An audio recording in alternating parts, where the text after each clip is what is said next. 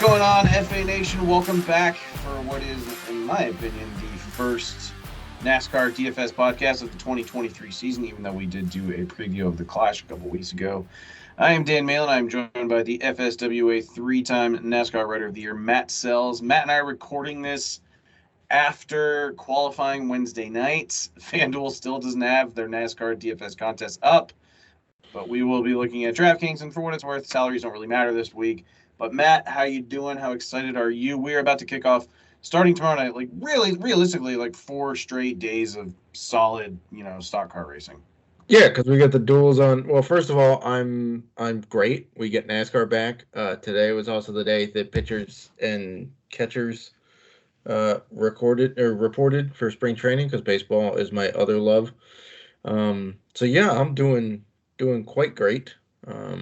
We've got snow in the forecast here, so anytime I get to look at sunny weather in Florida to kick off either baseball or NASCAR, it's a good day. So I'm pretty excited here. And yes, you're right. It's basically 4 straight days of cars on track. We had qualifying on Wednesday, and for those who are uninitiated, qualifying only sets the first row, right? The guy who's on the pole, which is Alex Bowman now, and the guy who's starting on the outside pole, Kyle Larson. Those are the only 2 guys whose positions are known. Now, on Thursday, we get the dual races, which are set up based on qualifying order from Wednesday night. And finish position from the dual races will set both the inside line and the outside line for the starting grid for the Daytona 500.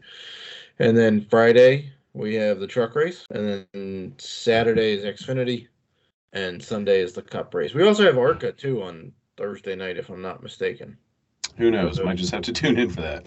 I mean, it should be fun. Before the duels? I believe so, yeah. So, should be a fun weekend down in Daytona. And then we're off and rolling, folks. We don't stop till November with only one off weekend. I mean, technically the All-Star race is kind of an off weekend, but not this year at North Wilkesboro. Not taking that weekend off, that's for sure. So yeah, we're rolling at this point. Yeah, I'm trying to see like when the ARCA race actually runs, because that. I thought. Oh, okay. The ARCA race is 1:30 on Saturday. Oh, okay. So they shifted it. Yeah, I mean, not a big deal. Like, I was just kind of confused by that one. It's usually a pretty fun race to watch, actually. Yeah, I don't mind it. It's still racing. It's usually a much smaller field, like 20 to 20. Also, we got Frankie Muniz. That's true. Yeah, if there's one reason to watch, it's for Malcolm in the Middle. Wait for him to go 3 wide, and then we get the Frankie Muniz goes in the middle. But we did have qualifying, and as Matt said, Alex Bowman on the pole, Kyle Larson starting next to him. I believe, isn't it the same exact front row we had to start last year's Daytona 500? Yeah, just in reverse order, because Larson was on the pole last year and Bowman was second. That's the 6th straight year that Bowman is on the pole for the Daytona 500, which is a record. For the front row? Front row, not pole. He's won a couple of poles, but. Other notable tidbits to take away from qualifying, Jimmy Johnson in the 84 car for Legacy Motor Club. He qualified and he is in. Travis Pastrana with 23XI. I actually didn't think he was going to lay down that good of a lap. Yeah, I know. That was that's his first lap ever in a Cup car. Yeah. And he makes the Daytona 500. Made the most of it with really good equipment. So those 2 are in. As far as tomorrow night's duels go, I believe Bob Pockers tweeted out the scenarios. But I think Austin Hill is in if he's the fastest open car, or Pastrana finish first. Yes. Somebody else is also in if they're the fastest open in their duel, or Johnson or Pastrana finish first, depending on which one is in their duel. I think. What was it? Daly has to win his duel. Daly and Chandler Smith both have to be the top 3 of the open cars. Right. So right now, I'm just assuming that Austin Hill and Zane Smith are going to make it. Yeah, it's pretty hard to bet against Austin Hill at this point. He's just pretty good at these tracks in general, and looked like he had decent speed in single car qualifying, for whatever it's worth. He did. Yeah, and for what it's worth, I got him at 70-1 to win the 500, so I would like to see him get in there. We're going long here already. All right. So let's just get to, I guess, just a general overview. In most podcasts, Matt and I would normally go fairly in depth with strategies, advice for Daytona, Talladega, and even Atlanta nowadays. These podcasts are generally shorter. If this is your first time playing NASCAR DFS, first of all, welcome. And second of all, play very light. This is a very easy way to be turned off to NASCAR DFS, just in terms of the sheer unpredictability of it. You can see all the time on Twitter how like starting position matters and avoiding the big one. Really, if this is your first time, if you're being lured into playing NASCAR DFS by DraftKings offers and everything, maybe do one lineup and play low dollar cash games with like a single entry GPP, get your feet wet, come back for Auto Club next week, and then Vegas and Phoenix. Like those are just better races, in my opinion, to really find out if NASCAR DFS is for you or if it's not. The Daytona 500, even the big GPP on DraftKings, the rake and the payout structure is awful. It's $1 million to first, and then I think 100,000 to second, and really only the top 30 spots pay at least $1,000. So it's really a horribly designed contest. But we're still going to help you out and give you our strategies and how you should approach the lineup structure. But if this is your first time, seriously consider being very disciplined with your bankroll. I completely agree and retweet everything Dan just said. First of all, welcome. If this is your first time, glad to have you. Please don't bail after the Daytona 500. It is a wild, chaotic race that starts the season.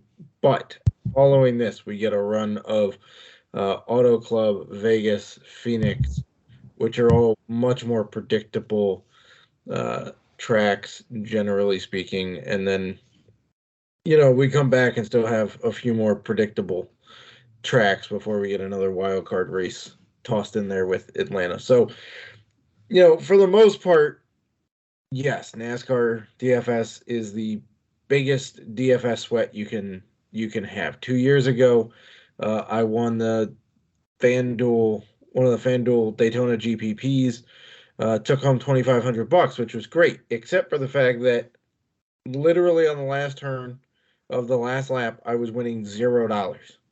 And then Joey Logano, who was teammates with Brad Keselowski at the time, decided to wreck each other, and Michael McDowell came through for the win, which won me my bet at 66-1 and also helped me cash out at $2,500. That should give you an idea of how wild this race is. That typically doesn't happen at just about any other track. So, and it's also one of the rare occurrences where it actually, like, the chaos works in your favor. Right, because most of the time it works completely against you. We will go into some strategy here in this one. We will not be delving too deep into specific drivers to play because basically everybody's in play this week. Still read the playbook I'm going to have out on Saturday because it does it whittles down the field a little bit. But just because a guy isn't in the playbook doesn't mean you can't play him this week. And that's about the only time I'm going to tell you that. But also going forward, programming note, Dan and I will be doing Saturday podcasts. They will be out. We will record them basically immediately following qualifying for the Cup Series. We are going to use them as an addendum to the playbook. So what does that mean? It means we're going to talk strategy. It means we're going to see how the slate sets up following qualifying. And we're going to talk some bets, too, because everybody likes bets.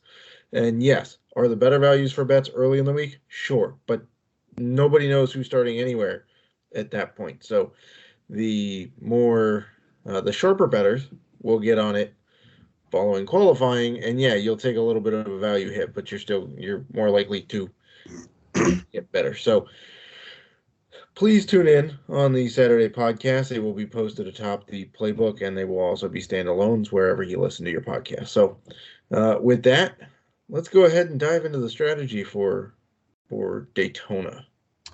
Well, two things that always come to mind if I was writing a book about how to build lineups for NASCAR DFS, especially for super speedways, I would say fade the front row. Yes. Don't play them at all. and be comfortable leaving anywhere from like $3,000 to maybe even $20,000 of salary on DraftKings left over. We see the numbers every year.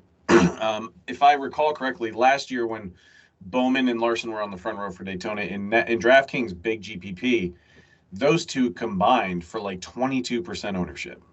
And it's great leverage to fade the front row because in general, just the nature of Daytona and pack racing, they are going to get shuffled out. They're not guaranteed for all those dominator points, which in general for super speedways are spread out amongst the field pretty evenly, unless there's one guy that can somehow lead 70 to 100 laps in this race.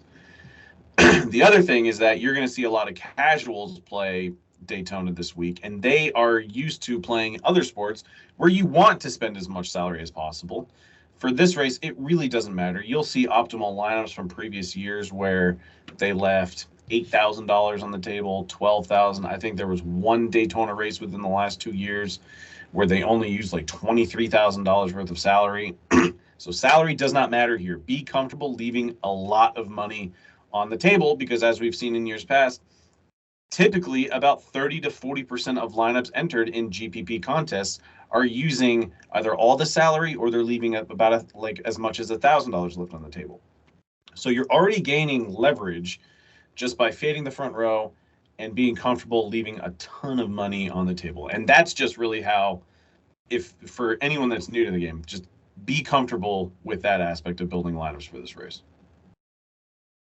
Yeah, I completely agree. Normally, we would tell you that you want to, leave only about $1,500 on the table for a standard race, is about as much as you would be leaving at most. But super speedways are different. You'll see if you play cash games, which generally we don't recommend. We usually just recommend playing, not mass multi-entering the big GPPs. Play small GPPs with low entry fees till you get your feet wet. If you want to play cash games, you will see people who literally just put in the driver starting 35th through 40th in the race and just leave it at that. And you can do that. That's not the best way to build. It may get you a double up in cash, but it's not going to get you the money line in GPPs. I would say that. I also, echoing your thing about the front row, the last time a pole sitter won the Daytona 500 was 22 races ago. So that should tell you what you need to know. Also, when you're watching the race, please don't panic about drivers dropping back to the back of the pack. Denny Hamlin does it every single year. Literally every year, that's what he does. He starts up and then just rides around in the back until about 30 laps to go. And then all of a sudden, he's in play. And he's won 3 of the last 5 Daytona 500s doing that. I remember I was this morning when I was awake, I was listening to NASCAR Race Hub, and they were playing like audio from last year's Daytona 500. And they had this clip where Truex was leading, and Truex did win 2 stages last year. And Denny Hamlin was on his radio, and he's like, "Why is he in front? What is he, stupid?" Because it is kind of like it's really a war of attrition. Like you really just want to be in it and have a chance to win, in the last 20 laps. If you're wrecking in the first half of the race by trying to run out front and collect dominator points don't matter for the actual drivers. But truly, like if you want a shot at winning this race, just make it to the end. And sometimes the safest avenue to that is just riding around and doing laps in the back. Yeah, I mean, for a while you're going to look at your DFS score, which also, by the way, don't ever check your DFS score in NASCAR until the checkered flag. Yep. Because you can't bank points. I mean, you can a little bit with dominator points, but you can't in Daytona. Like it doesn't matter at Daytona. So please don't check before the checkered flag and by the way, if there's a wreck on the final lap, your score is going to change about 10 times before it goes official. So, those are all a little bit of news and notes about Daytona. It's a special track, which is also why we're doing a Wednesday pod and not a Saturday pod, because starting spots don't actually fully matter here. But in general, if you're going to build a lineup, the best way to do it for super speedways is generally pick one guy in the top 10 that has a pretty good track history of sticking around and completing laps. We also want to look at laps completed this week is going to be a big stat to look at because the guys who are on the track the longest have the best shots to win. It's just fact. If you're on the track later in the race, you have a better shot to win than somebody who crashed out early in the race, right? And then the rest of the lineup, we're going to fill from guys starting 20th to about 35th. And if you want to take a shot at guys starting after 35th, that's fine, but I'm not going to go entirely 35th on back because most of the time they don't actually return value at that point. Most of the guys that return the nice point totals have started between 20th and like 33rd. So, you can, and please, for whatever you do, let's say for sake of argument that Denny Hamlin is starting in the top 10 and you're in love with him because he's won 3 of the last 5 Daytona 500s and he has the best average finish of anybody in the field over the last 9 Daytona 500s. He's one of only 2 drivers who are sub 10 on their average finish in that span. Don't load up on Denny. Don't play him in more than 30% of lineups. So if you're building 10 lineups, don't go with more than 3 with Denny in it. Because if he wrecks out, which is possible, everybody can wreck at Daytona. Yep. You don't want 7 of your lineups tanked because you were betting big on Denny. So 30% is about the cap here. Maybe a little less, maybe 25%. At other tracks, I'd be fine with going as high as 50% for, exposure to a driver, but not at Daytona or Talladega or Atlanta. The DK Millimaker has 107,000 total entries. It's currently only has like 10,500 reserved. Do you think it fills? It did last year, but it took until like Sunday morning for it to fill. Yeah, I think it'll fill. I think everybody knows the waiting game with Daytona at this point. I think those that got in early are the diehards with NASCAR where they got their tickets punched for the Millie Maker. Like you've got a couple of those, right? Yeah. So it's people who used crowns for it. It's people who've used tickets for it. And it's diehards who just want a shot at $1 million. And this is the only NASCAR race they're going to play because they love playing Millie Makers, right? The people. I will say, like, you'll probably see those offers pop up from DraftKings too, to like, enter a lineup in the Millie Maker contest, get X amount of crowns, or get like a future ticket. So I can also see people waiting for that reason as well. I mean, there's also this week they typically use other sports, and they'll be like, "Hey, win this and win a ticket to the NASCAR Millie Maker." If you take down this like NHL GPP or NBA GPP or although the NBA is coming up on the All-Star break soon, so we'll see how that goes. But yeah, you're gonna want to leave money on the table. You're gonna want to live in the mid-tier this week or below. Usually it's very hard for the guys who are over 10K to really crush it here. We can talk value. It's a different sort of value at Daytona because it's not a whole lot of laps led. It's finish position points and position differential. But, I find it tough to bank on $10,000 guys at Daytona. Yeah, I don't think you really consider value here. Like, you're not looking for 5X or 6X or 7X value. Really, right. I feel like you want 6 guys in a lineup that are going to get at least 45 to 50 points. In cash games, the cash line will be very low in terms of the point total. But for a GPP, if you're really going to hit the optimal lineup, you need to be upwards of 280 points, probably in the 300-point range. Yeah. So, we're not looking for value, but you do need to play a little bit of like game script theory and see like, what is this driver's path to getting 50 points and consider that for everybody. But at the end of the day, everybody that you're picking still needs to survive any like wrecks, carnage. They really need to just not be involved in the big one. Yeah, essentially. Like anybody can have the same game script here, right? Like, for example, Ryan Blaney was 10-3 last year at the Daytona 500. He put up 53 points, which you would take. That's pretty reasonable. That's close to 5x for him, right? Just shy. But you also have Ty Dillon, who went off at $5,300, and he put up 48 points. Right? So under normal circumstances, on a normal week, you would rather have Ty Dillon because that's a bigger value return, right? That's almost 10x. But Yeah. Daytona, it doesn't really matter. You'll take both of them because they both put up 48 plus points. And salary is way less of a concern at Daytona that it doesn't really matter that Blaney was over 10K.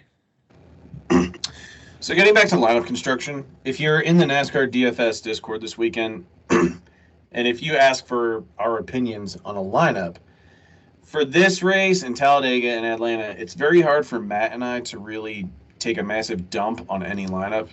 Unless you're starting like 3 dudes in the top 10. Exactly. And we're going to tell you, no, that was a bad idea. And we can get into a separate DFS strategy for the duels, because for the duels, I actually am okay starting maybe 2 or 3 guys starting in the top 8. But like for the actual 500, really, if you're going to start anyone in the top 10, and I know Matt kind of hashed on this, but for me personally, if I'm playing GPPs, I'm fine starting one person in the top 10, maybe another person starting in the top 15 to 18. And then from there, I'm really kind of like rounding out my final like 3 or 4 drivers that are going to be starting outside the top 20. Right. And for cash, I'm probably not playing anybody inside the top 10. That's probably accurate. Just because you're really just trying to establish a much better floor. You don't really want to start anybody in the top 10 because if they wreck or just finish, 5 to 10 spots farther back, like they're just collecting negative PD, and there are just safer drivers that you'll play that can get you into the green. Right. The other thing with cash games is that everybody's going to be on the back, the guys in the back, right? So there's going to be quote unquote chalk plays in cash games at Daytona, even though it doesn't seem like there should be. There will be, because everybody in cash games is hunting PD, and the guys that can get you PD are starting 20th and worse, right? But here's the advantage to the cash game chalk at Daytona. If that guy wrecks, a bunch of people have him, so it doesn't really kill you. If you play a top 10 guy in a cash game lineup at Daytona, basically nobody's going to have him in a cash game, right? Like, for example, Alex Bowman, ridiculously fast in qualifying, lit the pants off of Kyle Larson, who lit the pants off of Byron, right? So people might go, oh, well, I'm going to take Bowman for early laps led, and he'll be great, whatever, even though he probably won't hold the lead very long. Let's just say, oh, I'll just get a jump on people with some Dominator points early. Okay, but he's going to be very low owned. So the only way you get leverage on the field in cash games is if Bowman doesn't wreck. But if Bowman drops back, now you're the only idiot that played him, and that kills you because everybody else is playing guys who have moved up to replace Bowman, and so they get the bonus points for the PD, and you've lost out on it because Bowman can get you negative PD, obviously, by dropping back. So in cash games, just go with guys that are starting towards the back half of the field, and all you got to do is cross the cash line to win. It's not like if you win first, you get more money than the guy who finished in the last cash spot. You all win the same amount in the cash game. So that's the strategy for cash or GPP. You can toss in a top 10 guy, some guy in the 11th through 18th, and the rest of them are further back. Now, do you still endorse the idea of either manufacturer stacking lineups or team stacks for lineups, or would it still is that contingent on where they all start? Because obviously nobody really wants to go with a Hendrick stack right now because 3 of them are starting in the front 2 rows. Yeah, assuming Byron wins his duel and starts third, right? Because duel 1 starts on the inside line and duel 2 starts on the outside line. So if Byron wins the duel, he'll start third. if he finishes in the middle of his duel, he'll start in the middle of the pack, right? The only two guys we know are Byron and Larson. So, Bowman and Larson. There is one team that I'm fine with stacking, and it's Penske. I guess there's two. There's SHR and there's Penske, right? Either way, they're Fords.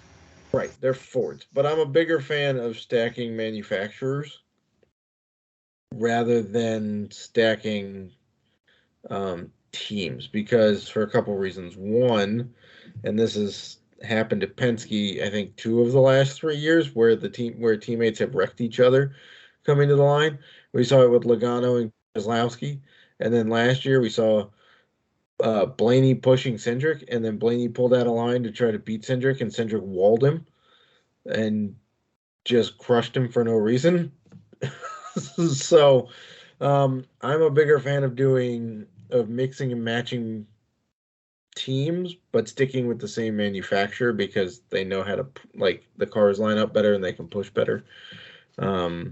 Whereas teammates are still going to fight each other for wins. So when it comes down to it, if you had Cindric and Blaney last year, sure, you were great with Cindric, but you got crushed late with Blaney, who was looking great until he got wrecked, right? Whereas if you had stacked the year before, let's say you stacked Fords and you went McDowell and maybe Logano and you had Blaney in there, or you go Blaney and McDowell and like Harvick and a few other Fords, then you've limited yourself to when teammates decide to take each other out. So I'm a bigger fan of the manufacturers. Also, they tend to pit together, so they can gain and lose position differential roughly at the same time. Was there anything else you wanted to touch on as far as like actual for DFS purpose? Because I wasn't sure if we wanted to just pivot and maybe throw down some of our preferred bets that we've already taken, or... No, I'm going to stay away from naming guys for DFS, because I've kind of already said basically anybody's in play who's in the field. By the way, if you're building lineups right now, don't go with guys who have to win their duel to make the field. Yeah. It's not, you'll have to tweak. You have to remember to go online, this weekend and tweak stuff. So it's generally not great. Also, don't pay attention to, I think there's practice on Saturday, if I'm not mistaken. Don't pay attention to it. I'm not sure anybody's going to be on track. They needed practice before qualifying. Yeah, and they didn't. Whoever is on track, none of the times matter, because even if you see, this guy had the fastest time, he was probably in the middle of the draft, because that's where the fastest times come from. So just don't pay attention to practice this weekend. That's about the only time I'm going to tell you not to do that. So yeah, we can touch on some of our favorite bets. I did see that DK, and we're going to hone in on DK because I am in a state where it's not technically legal yet to bet, and so DK is about the only sports book I can actually see their odds that I can recommend stateside. And so yeah, because like FanDuel I can't get in. I haven't tried. I can see some offshores, but I can't legally recommend that you bet there because it's short. I will be driving to Tennessee Saturday morning to place a few more bets, and then is it not legal in South Carolina? I'm in Georgia. I know, but is South Carolina actually closer? That I don't know, but for me, I'm closer. It's a shorter drive for me just to like drive north to like basically Chattanooga. Yeah. Okay. So yeah, we're just gonna focus on DK. They have some driver props up. It's a lot of winners and top 3s and top 5s right now. You can scout for better lines if you want to. Depends on if it's legal in your state or not, or where you're going to bet, or if you have to drive to another state to do it. Because I could drive to Iowa and go place some bets. See, the one thing I don't like about DraftKings, though, in their sportsbook is that they do like winner, top 3, and top 5. I don't like that. Well, they have top 10s, but they usually wait until after the order is set.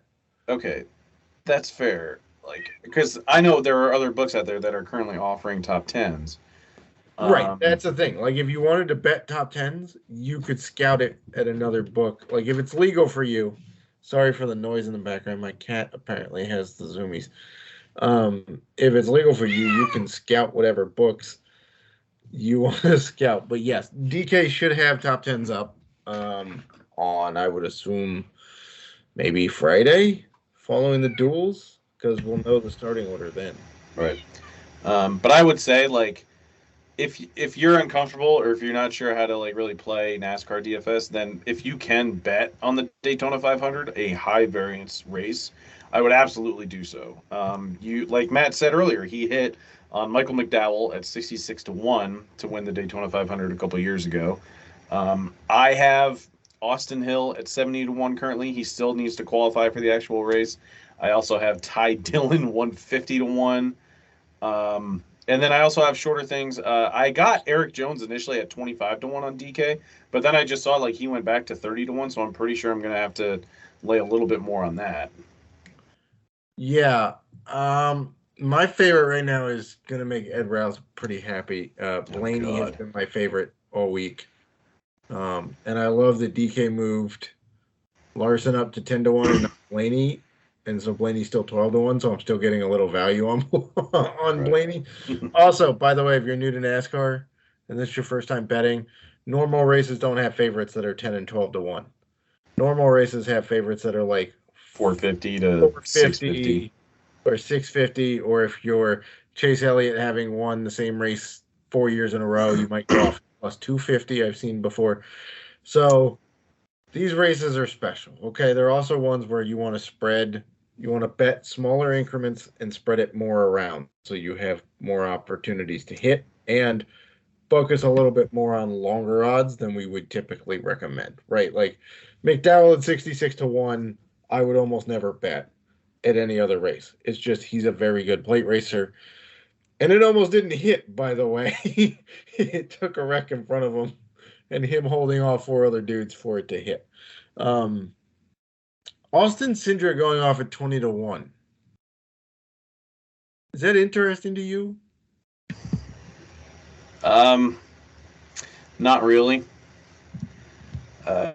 Just because I think that I would prefer to find a book. I feel like you could probably find another book where you can get him at longer odds. And I feel like he's just getting slightly preferential treatment because he won this race last year. Yeah, I mean, I also don't know why Keselowski's 18-1. Probably just dating back to he should be. Like, if you look up his average finish over the last 9 Daytona 500, specifically only Daytona 500, 21.4. The best finish was 3rd 9 races ago. Then he finished 9th last year, which is his next best finish. Everything else is like 12th or worse, including 1, 2, 3, 4, 5 finishes of 20th or worse. So, like, why is he 18-1? Is he their hedge against others? Because he might be, but I just scrolled down and based on what we saw last night, and I understand the speeds that they ran tonight are going to be completely different from what we see on Sunday. But Harrison Burton is 70-1. Yeah. I mean, Justin Haley's and that's a Penske like cousin car. Yeah, Justin Haley's 40-1, and all that guy does is win super speedway races. Like, legitimately, I'm pretty sure every race win of his career. Yeah, he was dominant at super speedways in Xfinity. Yeah, I mean, I might even get some money on Corey LaJoie at 100-1. I've seen a lot of people lay money on that one, and I don't hate it. I'm not saying he's like $5.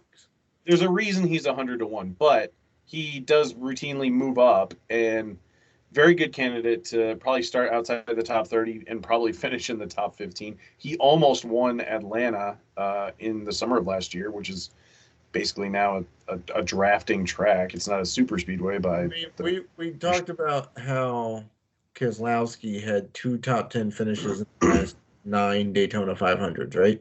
Yeah. LaJoie's had 2 in the last 3. Yeah.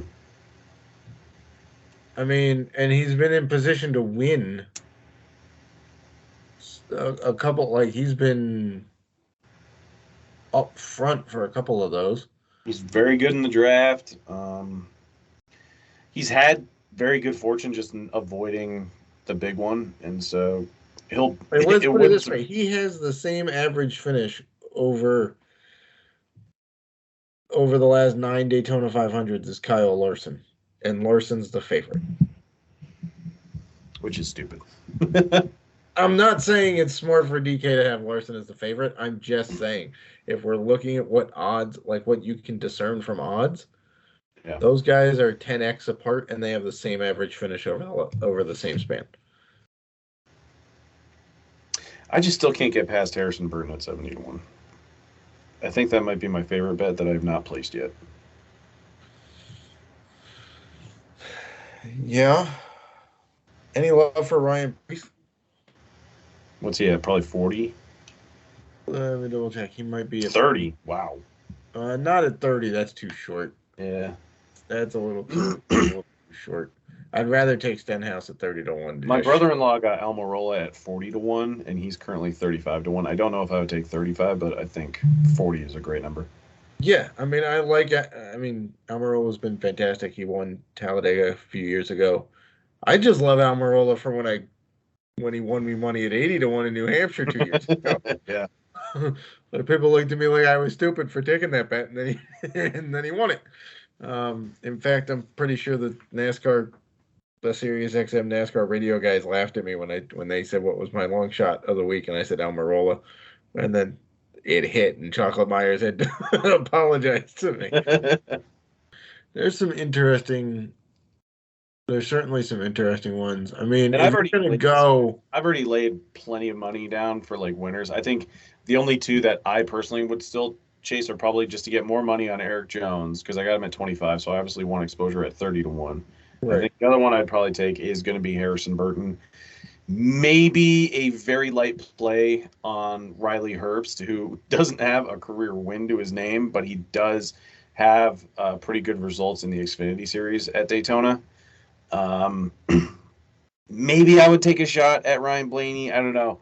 I like to get a little fun and creative with high variance tracks, and so 12-1 still seems kind of short in my opinion, but he could very well.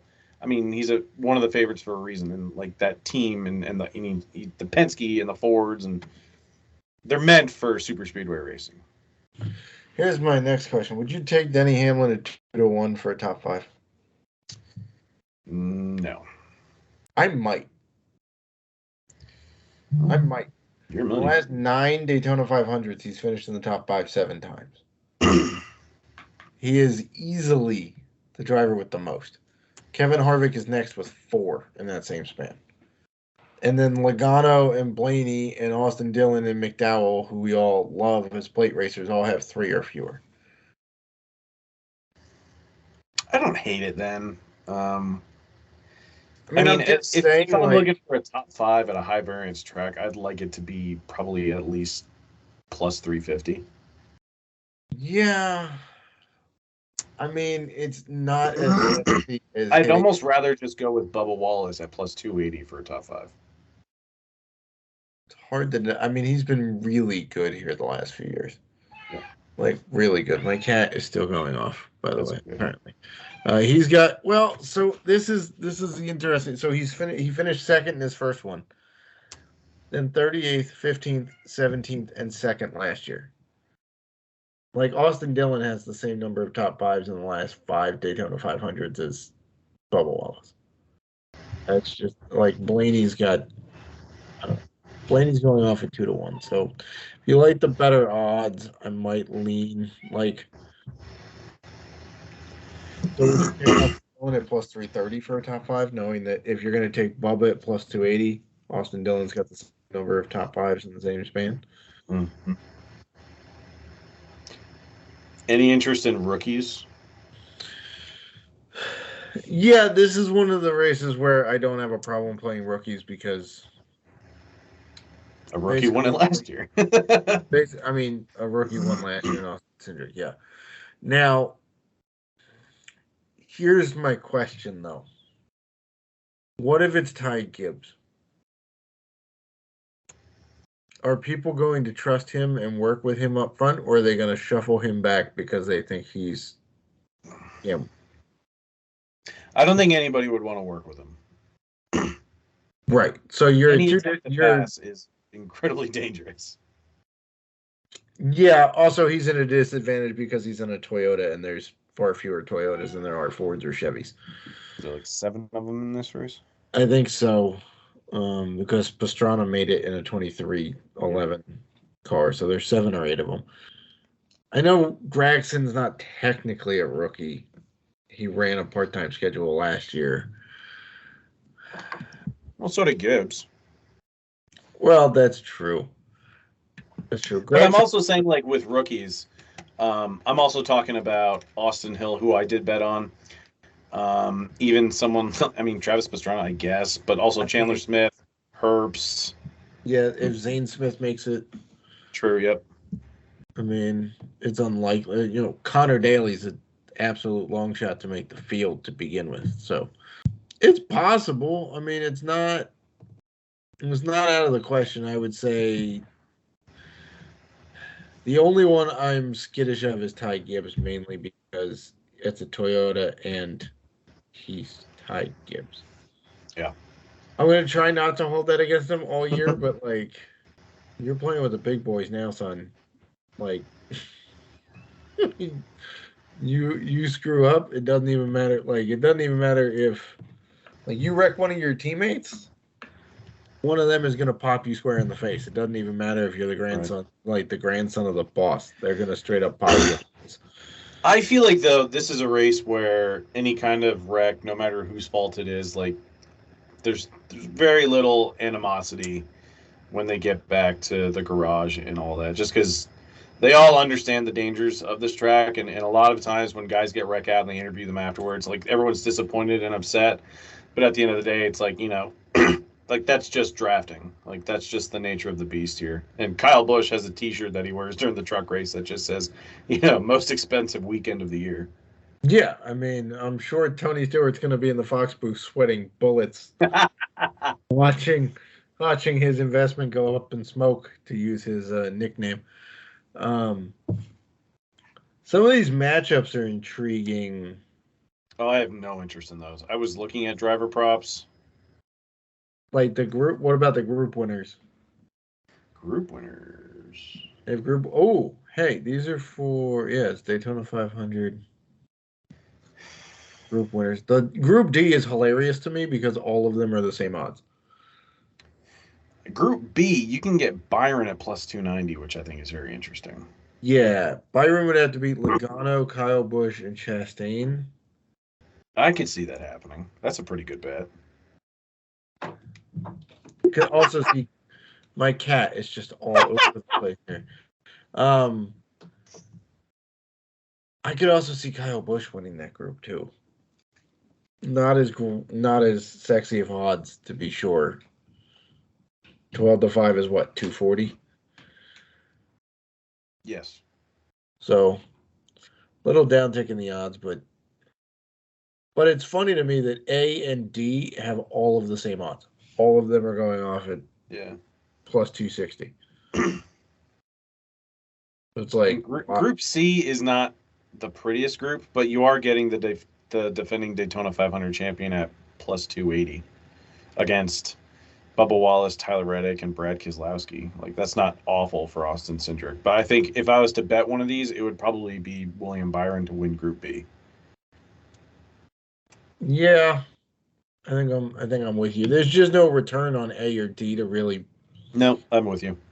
I mean, they're all going off at the same odds, so what's the point in? Especially because in Group D, we know Bowman's on the pole, and I just don't love the track history of pole sitters at Daytona. Yeah, I mean, it's Group D is Harvick, Austin Dillon, I should say, because there's 2 of them. Seabell and Bowman, and they're all going off at plus 260, which is plus 260. So I don't know. It's a crapshoot for me out of those. You're not getting any return to swing you one way or another. So, and Group A is Elliott, Blaney, Larson, and Hamlin, which are all guys who could win the Daytona 500, and they're all going off at the same odds. So I'd rather just bet them to win rather than one beat the 4. The matchups, I don't know.